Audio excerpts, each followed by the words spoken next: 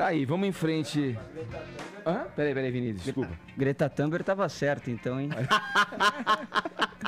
Olha, a humanidade está em extinção por causa que a Antártica está mais quente? Tá derretendo a coisa aí. O problema é que essas chacotas acabam encobrindo mesmo uma depredação, uma degradação ambiental pela qual a gente passa. Graças à chacota dela. Se é um ciclo, né, em que as eras demonstram, né, os diferentes momentos do planeta pelos quais o planeta passou, tudo, eu acho que uma coisa acaba não excluindo a outra. Não é por isso que a gente coloca tudo na conta que isso faz parte da natureza dos ciclos cósmicos, dos planetas e das galáxias, tal, que a gente não vai precisar olhar para isso e para a depredação que está aí a olhos vistos, né?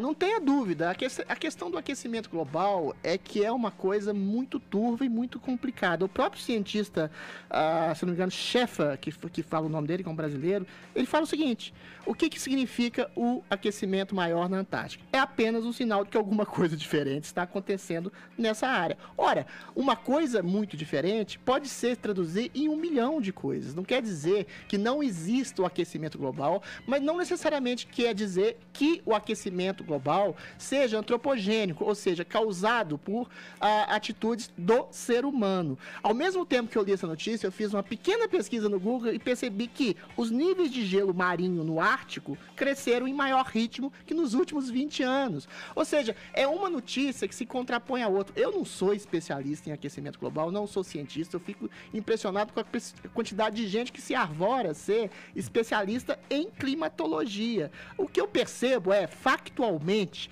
algumas previsões que não se concretaram até o instante momento. O Al Gore, no seu Verdade Contrariada lá, falou que o Polo Norte ficaria sem gelo até 2013. Alguém pode conferir o que está acontecendo. O Polo Norte está bem geladinho lá ainda. As ilhas da Polinésia não desapareceram, como foi previsto. Neves do Kilimanjaro não desapareceram, como foi previsto. E as calotas polares, que talvez estejam um pouquinho mais aquecidas, continuam aqui. Isso não quer dizer que a gente não tenha que fazer uma política ambientalista, Edgar. Claro que isso é importante, é fundamental. O meu medo, já que a gente Você acha mesmo isso aí? Eu acho que o meu medo é a histeria de uma pessoa como Greta Thunberg, que é utilizada de maneira icônica como uma gritaria de um tipo de ecoterrorismo encampado por aquilo que eu gosto de chamar de pseudo-progressismo, que fala que a gente está à beira da extinção, que a gente não pode andar de carro, que a gente tem que parar de usar ar-condicionado, de criar boi. Ou seja, parece uma coisa simples, mas quando você ataca, por exemplo, um exemplo simples, a agropecuária de um país em desenvolvimento como é o Brasil, você talvez esteja alimentando interesses econômicos de países europeus que querem criar barreiras exatamente para estabelecer um preço mais afim para eles. Ou seja, existe uma série de critérios, interesses econômicos subliminares que lançam mão desse ecoterrorismo do aquecimento global e torna mais turva a questão. A própria questão da ciência. Eu sei que você vai dizer, 96% acreditam em aquecimento global. Sim, mas há, por exemplo, resumos e relatórios que são feitos quase que anualmente, e esses resumos são feitos antes do relatório e priorizam certos dados mais catastróficos do que outros. Ou seja, existe e pode haver, inclusive dentro da ciência, uma ideologização. Não estou dizendo que seja um produto globalista, mas é uma coisa meio turva que joga exatamente sombras na questão. Ou seja, políticos e ambientalistas ganham dinheiro com a causa. Ela pode ser justa, você pode ganhar dinheiro com uma causa justa? Pode, mas não necessariamente. Ganham dinheiro, ganham notoriedade na mídia. Ou seja, cientistas exibem esses resumos com pontos escolhidos através de relatórios, resumos antes dos relatórios. Ou seja, a ideologia, quando ela contamina a questão objetiva, é muito complicada. E nesse mundo globalizado que a gente tem várias narrativas em conflito. A gente vê isso não só no mundo político, como no mundo das ideias. Então, o aquecimento global, em que pese ele de alguma forma existir, as causas e consequências são de maneira são manipuladas de muitas formas por quem a gente não sabe quem. Parece um comentário até impreciso que eu estou dizendo, e é impreciso, porque a questão é imprecisa. Veja bem, a Antártida esquentou. Isso quer dizer o quê? Nada. Alguns especialistas dizem que essa questão da temperatura da Antártica está impactando diretamente no próprio Brasil, com o fenômeno das chuvas aí, né, Edgar? Sim, o degelo em alto nível. Sim, sim.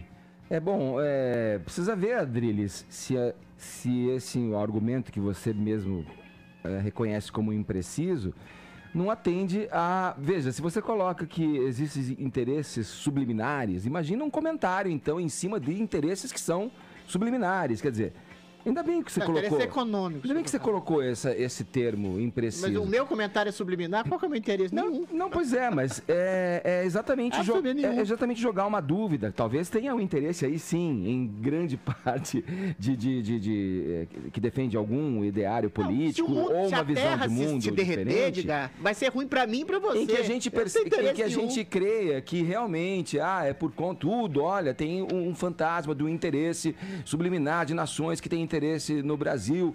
A gente estava falando anteriormente aqui, já desmataram lá, né? E tem aquela famosa frase, né? Farms here, forest there. Eu acho que isso é um exemplo tosco, é um exemplo pelo erro, e eu acho que quem é inteligente e perspicaz aprende com o erro do outro. Então, eu acho um argumento raso esse. Eu sou a favor de que a gente olhe sempre para a preservação, seja ela em qualquer âmbito for. Claro. Não sou um cara contra o desenvolvimento. Eu me alinho com quem, na política, já que é um assunto recorrente aqui no programa, defende uma maneira sustentável de você buscar um desenvolvimento.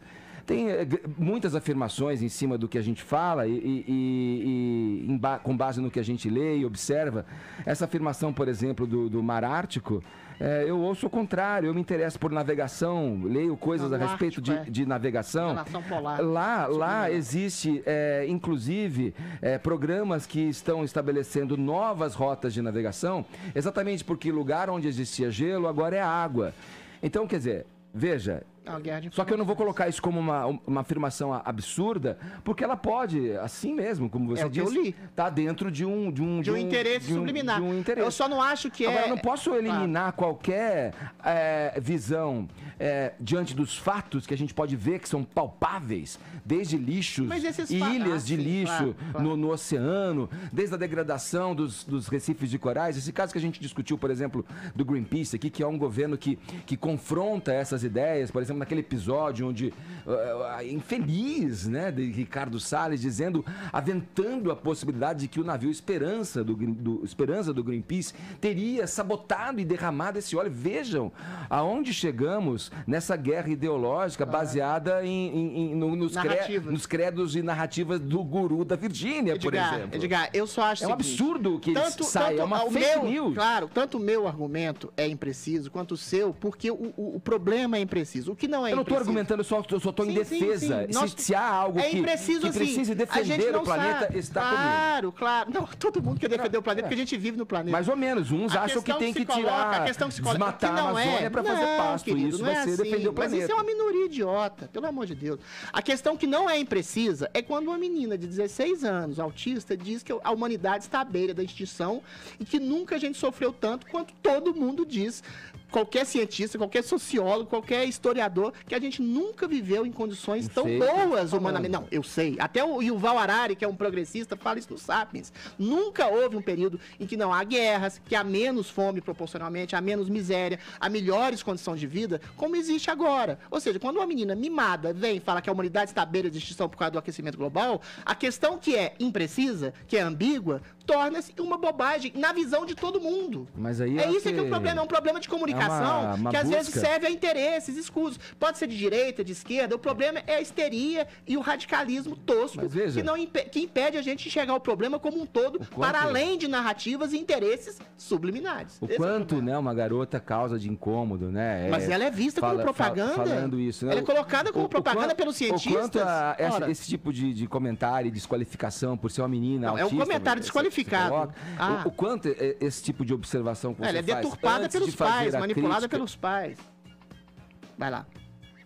O quanto esse comentário de desqualificação porque é menina ou porque é autista, né, tá embutido e imbuído aí também de uma coisa que você está fazendo e está acusando o outro de fazer. O quê? Veja, tudo que pode ser feito em defesa do planeta e defesa do meio ambiente deve ser feito. Essa é a minha opinião. Mas não com afirmações histéricas. Eu vou desqualificá-la porque eu acho que ela é uma menina autista. Não estou desqualificando ela. Eu estou desqualificando os pais, estou desqualificando os cientistas e a própria ONU, que usa a voz de uma menina que tem problemas psicológicos, todo mundo tem, mas ela tem em maior gravidade, para fazer uma acusação que é leviana e é tosca. A humanidade não está à beira da extinção. Aí lança sombras sobre o problema do aquecimento global e as pessoas acham que é uma chacota. É esse o problema. E não é uma chacota. Mas é um problema. Você acha que, então, que essa afirmação que ela faz, esse posicionamento que ela tem, prejudica a defesa do planeta? Mas muito. Prejudica? Mas muito. Por quê? Porque eventualmente, quando mim, você coloca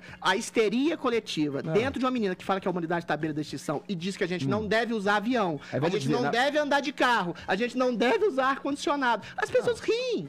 Porque isso é um radicalismo histérico, Edgar. Tem um exagero na tua fala. Mas, não, exagero na fala dela. Mas me enumera, então vamos dar. Na pior das hipóteses, ela com essa fala e as massas histéricas às quais você se refere, que ela regimenta, vão se levantar contra e vai ser mal para o planeta, para o meio ambiente, é isso? Não, vamos imaginar o pior. Você está sofismando. Vamos imaginar o pior. O que eu digo é o seguinte, é muito simples. Quando uma afirmação histérica ganha eco em pessoas histéricas que dizem que a gente não deve andar de carro, não deve andar de navio, porque usa combustível fóssil, não deve andar de avião, é o que ela diz. O simbolismo, ele... É o que ela diz. O problema não é o que ela diz, o problema é que ela é simbólico de pessoas que a usam para fazer esse tipo de ecoterrorismo, que lança sombra sobre o caso. Quando ela vai de veleiro, atravessa para ir a uma conferência, para matar aula, ela está fazendo um ato simbólico. Talvez seja difícil e colocar a menina no lugar de feminista, de autista e de menininha.